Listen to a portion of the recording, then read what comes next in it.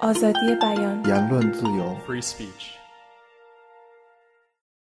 This has developed into the principle of what's called net neutrality. Can you explain that briefly?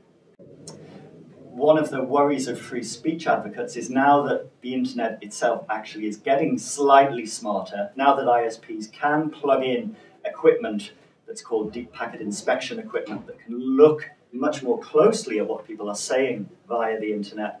The concern is ISPs will try to use that to increase their profits and potentially to block competitors. So, for example, ISPs that are also cable TV companies might not want YouTube coming across their network. Mobile phone companies that are carrying internet data don't want Skype on their network. Net neutrality is an idea for a rule to say, essentially, to stop anti-competitive behavior by ISPs, to make sure the internet stays an open and free medium.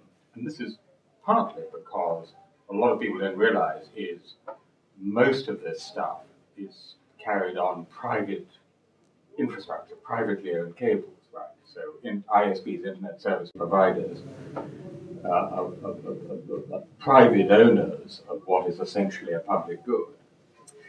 So again, unlike the telephone companies that especially earlier in the 20th century were largely run by governments, the internet is almost entirely private infrastructure owned by from the largest global telephony companies down to sometimes quite small mum and dad ISPs, they're called.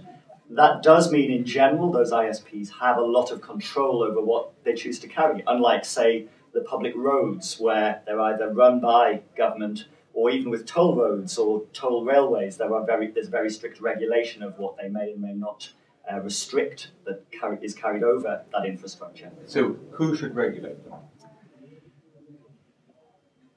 I think for the limited purposes of regulation for the public good, clearly needs to be done by democratically accountable governments in democracies.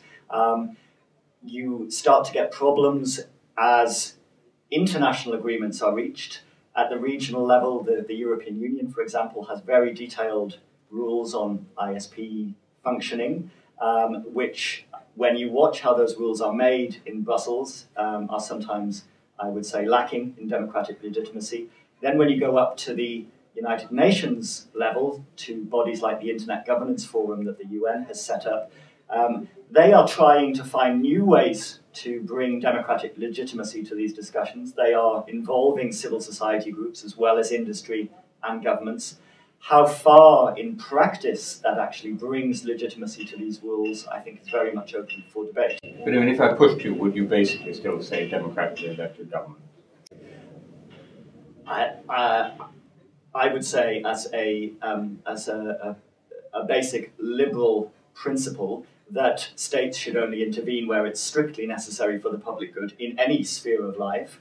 I think only democratically accountable states have the legitimacy to do that. Of course, the tendency is for them to over-regulate, to become too intrusively involved in the running of the internet, and then for that process to be captured both by industry and by special interest groups that are often hostile to freedom of expression.